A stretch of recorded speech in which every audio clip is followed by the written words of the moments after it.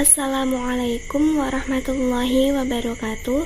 Kami dari kelompok 8 akan mempresentasikan hasil diskusi dari kelompok kami mengenai bagian pendahuluan tulisan ilmiah. Sebelumnya, perkenalkan nama anggota dari kelompok kami. Yang pertama yaitu saya sendiri, Cahya Wulandari, NIM 21501100016 sebagai moderator. Yang kedua yaitu Lu'lu'ul Fasihah, NIM 21501100014 sebagai pemateri pertama. Dan yang ketiga yaitu Sabrina Amalia Putri, NIM 21501100028 sebagai pemateri kedua. Materi yang pertama akan disampaikan oleh Mbak Lu'lu'ul Fasihah. Kepadanya saya persilahkan. Baik, saya akan menerangkan mengenai pengertian karya tulis ilmiah terlebih dahulu. Karya tulis ilmiah adalah suatu karangan yang memaparkan pendapat, hasil pengamatan, tinjauan, dan penelitian dalam bidang tertentu yang disusun menurut metode tertentu dengan sistematika penulisan, bahasa yang santun, dan isi yang kebenarannya dapat dipertanggungjawabkan. Pengertian pendahuluan. Pendahuluan merupakan bab pertama dari karya tulis ilmiah yang berisikan mengenai jawaban apa dan mengapa diadakannya sebuah penelitian atau studi tertentu. Dengan membaca bagian pendahuluan, para pembaca diharapkan sudah mendapat gambaran mengenai pokok pembahasan dan gambaran umum mengenai penyajian karya ilmiah tersebut. Hal-hal yang perlu diperhatikan dalam menyusun bab pendahuluan. Yang pertama, perlu diperhatikan bahwa semua uraian dalam bab pendahuluan hendaknya menjadi sebuah acuan utama untuk bab-bab selanjutnya, supaya konsistensi dan keutuhan tulisan karya tulis ilmiah dapat terjaga dengan baik. 2. Pendahuluan hendaknya dimulai dengan kalimat pemaparan langsung terhadap pokok atau topik yang akan dibahas. Artinya, hindari pernyataan-pernyataan yang bersifat terlalu umum sehingga terkesan melambung-lambungkan dan berlebihan atau terlalu bertele-tele. Yang ketiga, pada penulisan kalimat, usahakan memakai kalimat yang merupakan hasil dari pemikiran sendiri, bukan kutipan dari sumber atau dari orang lain. Dan usahakan memakai kalimat kebahasaan yang benar atau sesuai dengan EYD, ejaan yang disempurnakan.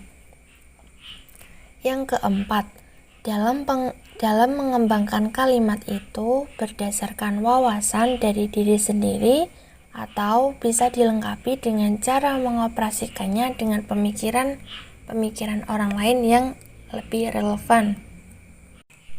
Arti relevan di sini adalah ada sangkut pautnya dengan materi yang akan kita sampaikan. Tadi pemikiran orang lain yang lebih relevan. Relevan artinya ada sangkut paut dengan apa yang akan dibahas di dalam makalah kita.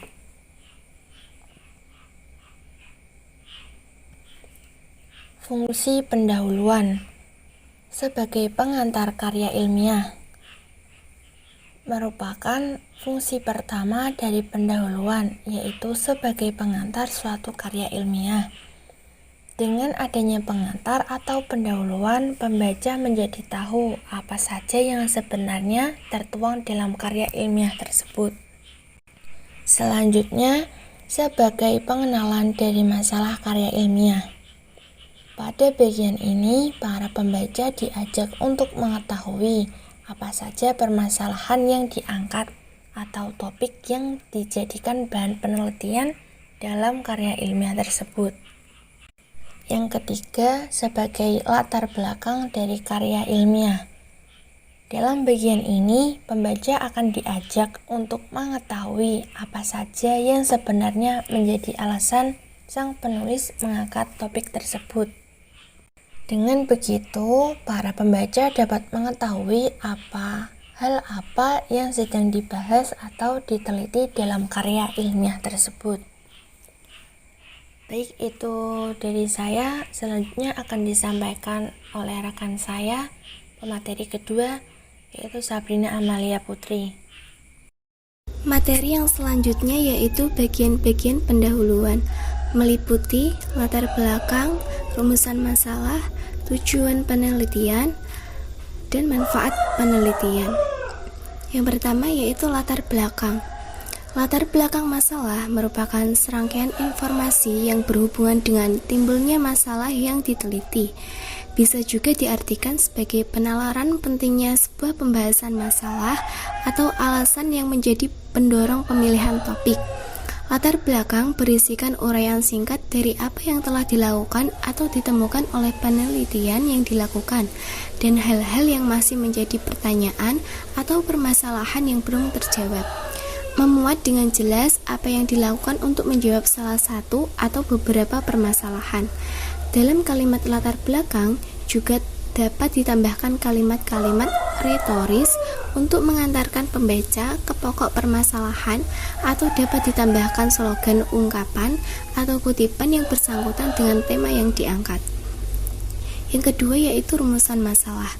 Rumusan masalah merupakan pertanyaan atau pernyataan tersurat yang berisikan hal-hal yang akan dicari jawabannya di dalam karya ilmiah tersebut.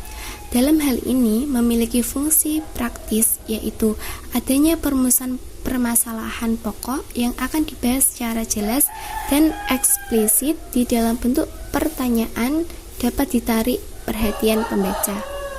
Yang ketiga yaitu tujuan penelitian.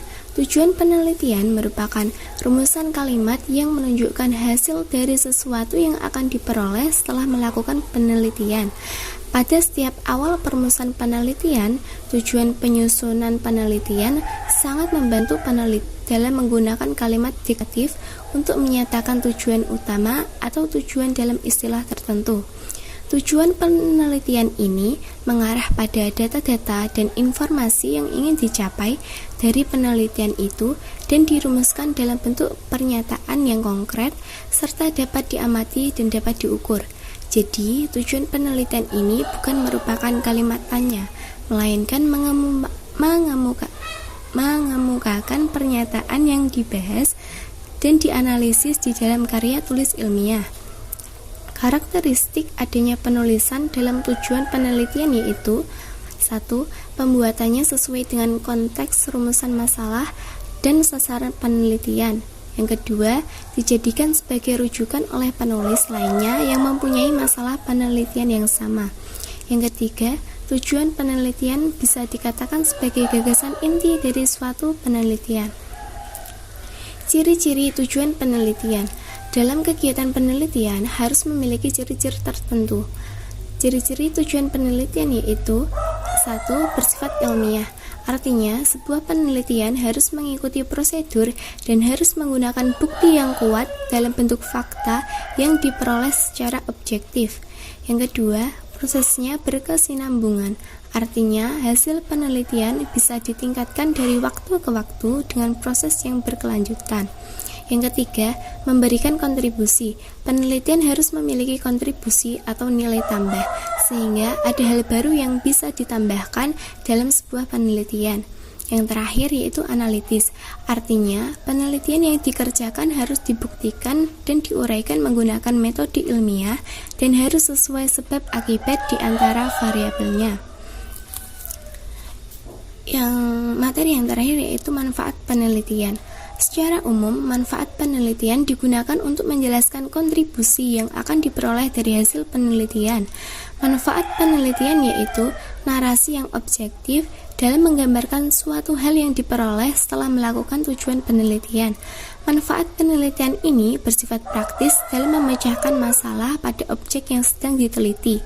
Selain itu, bagian terpenting dari manfaat deskripsi penelitian harus tepat untuk kepentingan kesolidan karya ilmiah. Manfaat penelitian terkait dengan saran yang ada pada bagian akhir penelitian. Manfaat penelitian terkait dengan saran yang ada pada bagian akhir penelitian yaitu kesimpulan dan saran. Penelitian penting dilakukan dengan tujuan untuk menginformasikan tindakan, membuktikan teori, dan berkontribusi dalam mengembangkan pengetahuan pada bidang atau studi.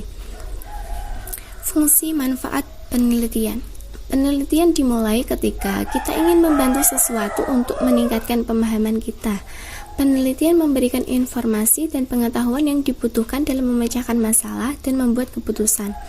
Manfaat penelitian adalah kegunaan hasil penelitian nanti, baik kepentingan pengembangan program maupun kepentingan ilmu pengetahuan.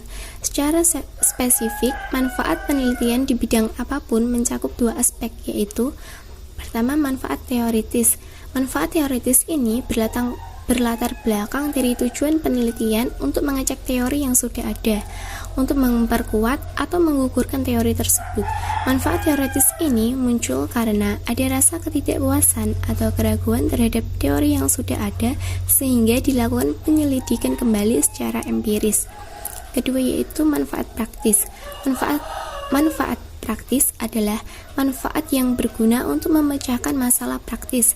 Jadi, misalnya ada masalah nilai mahasiswa yang rendah, maka manfaat praktisnya adalah meningkatkan nilai mahasiswa. Yang selanjutnya, teknis merumuskan manfaat penelitian. Untuk menyebutkan secara detail siapa saja yang akan mendapatkan manfaat dan apa manfaat yang bisa diperoleh dari hasil penelitian. Dan manfaat bisa dikaitkan dengan orientasi penelitian, apakah penelitian ini mempunyai kontribusi pada pengembangan dan penerapan ipteks, pengembangan kelembagaan atau organisasi, atau pemecahan masalah yang praktis dan menunjang pembangunan lainnya.